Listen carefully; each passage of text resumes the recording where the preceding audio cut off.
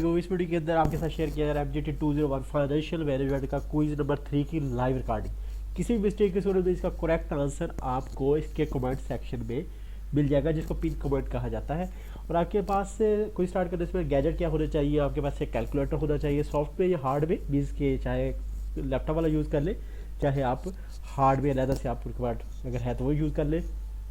Secondly आपके पास formula sheet होनी चाहिए, फार्मूला शीट बना के रखें अपने पास, एलाइंस पेपर के ऊपर सारे फार्मूले लिख के रखें क्योंकि फार्मूलास काफ़ी ज़्यादा यूज़ करने पड़ेंगे। चलिए जी कोई स्टार्ट करते हैं। जो फर्स्ट क्वेश्चन है, if the firm is financed from internal sources rather than external source then क्या होगा जी? तो cost of equity is cost of preferred stock, बिल्कुल नहीं होगा जी। Cost of equity is cost of debt, बिल्कुल नहीं होगा। Cost of equity is cost of capital, yes, क्योंकि कॉस्ट ऑफ इक्विटी होगी और वो हमारा टोटल जो है वो कॉस्ट ऑफ कैपिटल हमारी वही होगी। सही है जी। अगेन स्टेटमेंट को रीड कर लेते हैं। The firm is financed from internal sources, internal resources वही होते हैं कि आप इनकम बेस से जो आप कर रहे होते हैं, जो रोटेट कर रहे होते हैं उसी की वजह से ही हो रहा होता सारा। और तो आपने इसको आप कॉस्ट ऑफ इक्विटी जो है that case cost of capital के इक्वल ही हो जाती है, तो इसको हम लॉक कर देंगे सी ऑप्शन के ऊपर। क्वेश्चन नेक्स्ट है, firm reach at optimal capital structure when WACC is firm value is this. जो WACC मिनिमम पे होगा और मैक्सिमम पे होगी firm value, then we can say that our optimal capital structure is reach हो चुकी है। ऑप्टिमल का वर्ड वही होता है जब आप किसी दुकानदार के पास जाते हैं, उसे कहते हैं कि यार ख्याल करना बस बनारस की कीमत ले लो, तो दैट इज़ ऑप्टिमल। आप उस वक्त ऑप्टिमल की बात कर रहे होते हैं कि यार ना आपको नुकसान हो ना मुझे नुकसान हो। तो WACC weighted average cost of capital के जो किसी की लोन है या इक्विटी है यूज़ करने का जो आपके ऊपर एक्सपेंस आ रहा है वो मिनिमम होगा, तभी फर्म वैल्यू की मैक्सिमम होगी। तो मैं इसको लॉक कर दूं। चले जी लॉक कर देते हैं option C. Again we are और option C, which of the following will result into high current ratio. High current ratio कैसी होगी? Restricted working capital policy, lean and mean working capital policy, fat and cat working capital policy. अच्छा जी, fat cat मोटी बिल्ली fat cat का मतलब मोटी बिल्ली। आपने देखो मोटी बिल्ली कहाँ पे होती है? जो जिसको उसको खाने पीने के लिए अच्छा जहाँ पे मिल रहा होता है तो वहाँ पे आपको मोटी बिल्लियाँ मिली नजर आएगी। तो इसी तरह अगर आप अपनी इन्वेंट्री और कैश बहुत ज़्यादा अपने पास रखते हैं तो दैट मीन्स कि आपके पास fat and cat working capital policy के तहत आप करंट रेशियो मेंटेन करें, तो ये होता है मोटी बिल्ली के केस में ऑप्शन सी। कैसा इत्फाक है जी, ऑप्शन 3 के 3 सी पे आपके हमने लॉक कर दिए। Question number 4. Which one of the following statements is correct in the context of business risk? Business risk क्या होता है जी? Company specific is systematic risk and can be diversified. Business risk पहली स्टेटमेंट ठीक है, company specific होता है, operation से आता है, लेकिन हम आगे भी देखते हैं। Market risk is unique risk and cannot be diversified. Context business risk उसने कहा है, हमने market risk को देखना ही नहीं है। Market risk is unique risk and can not be diversified. ठीक है जी। ये भी स्टेटमेंट ठीक है। Market risk is systematic risk which can not be diversified. ठीक है जी। फिर है जी, company specific risk unique risk and can not be diversified. तो हम ऑप्शन सी लेंगे। मार्केट रिस्क जो होता है वो सिस्टमैटिक होता है और डाइवर्सिफाई भी नहीं होता, तो हम इसको लॉक कर देते हैं। अच्छा जी, सही है जी, आगे चलते हैं। Price of ABC company stock is 30 and earning per share, what is the price earning ratio? तो हमने करना क्या है, सिंपली 15 डिवाइडेड बाय 30 कर देंगे और हमारे पास आंसर आ जाएगा। तो 30.5 कहीं पे नज़र आ रहा है जी? बिल्कुल नज़र आ रहा है जी, 0.5 पहला ऑप्शन है हमारे पास।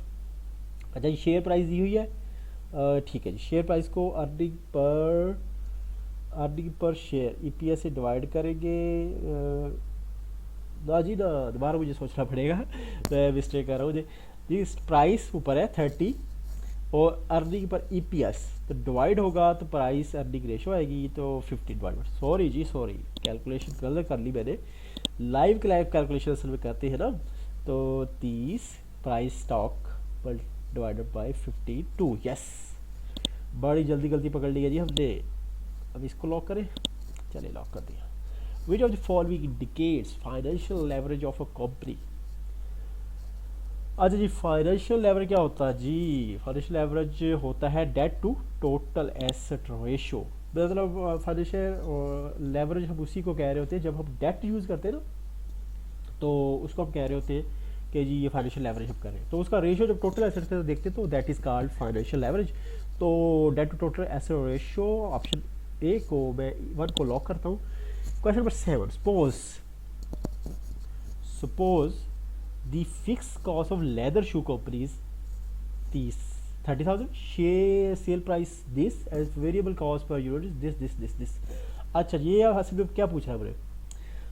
Break even point. ओके जी, ब्रेक इवन पॉइंट का तरीका ये होता है कि मैं इस आपके सामने कैलकुलेटर पर करूँगा और फिक्स कॉस्ट को रखना है डोमिनेटर में 30,000 डिवाइडेड बाय क्या है जी? वेरिएबल सेल प्राइस को माइनस करें, वेरिएबल कॉस्ट 10 - 5 डिवाइडेड बाय 5 क्या आ गया? 6,000। You can see anywhere if 6,000। तो ये ऑप्शन सी को लॉक कर दें। 6,000 आंसर है, कैलकुलेटर एक बार देख लूँगा। यस 6,000, तो ऑप्शन सी को लॉक कर देते हैं। ओके जी, नेक्स्ट क्वेश्चन। अच्छा जी, is considered an ideal source of capital because of no transaction cost. No transaction cost retain earning. ठीक है जी, मिल गया सोखा मिल गया। अरे थोड़ी स्टोरी सुन ले, आपको थोड़ी स्टोरी सुना देता हूँ। रिटेन अर्निंग आपको जब नेट इनकम होती है, अभी आप कंपनी प्रॉफिट बना लेती है, तो आपका दिल करता कि इसको हम यूज़ करके कंपनी के कैपिटल बजटिंग करें या कैपिटल एक्सपेंडिचर करें। तो ये एक ऐसी इक्विटी होती है जिसमें आपको कोई ट्रांजैक्शन कॉस्ट या कोई लीगल चार्जेस या कुछ भी फ्लोटेशन नहीं करनी पड़ती। तो दैट इज़ लीस्ट और सबसे सस्ता प्रोग्राम है ये पैसे कलेक्ट करने का। तो रिटेन अर्निंग पे हम लॉक करते हैं। काफ़ी स्टोरियाँ होगी है, टाइम भी ना गुजर जाए। अच्छा जी, question number 9, opportunity cost of the holding large cash is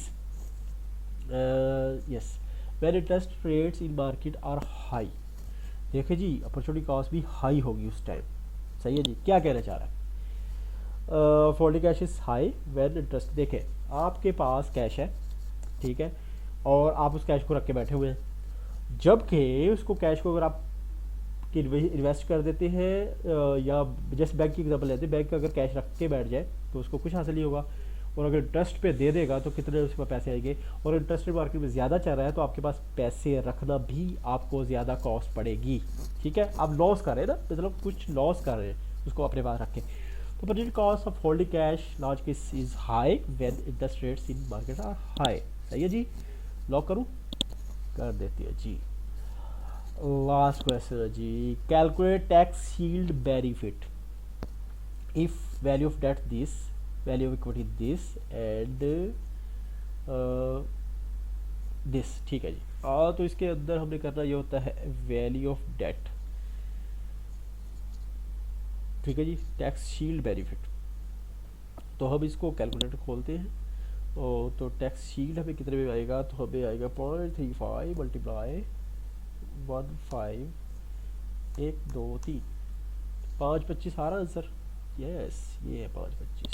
ठीक हो गया जी, जितना इंटरेस्ट होता है वही हमारी टैक्स शील्ड होता है। सही है जी, एक बार कैलकुलेटर आपके सामने अगर घुमा दूँ थोड़ा सा आपको, फिर 0.35 मल्टीप्लाई कॉस्ट ऑफ डेट के साथ मल्टीप्लाई करते हैं तो हमारे पास टैक्स शील्ड आ जाती है। सही है जी, तो 20.35 मल्टीप्लाई 1 ठीक है। ओके जी, लॉक करें, टाइम बहुत कम रह गया जी। ओके जी, लॉक कर देते हैं।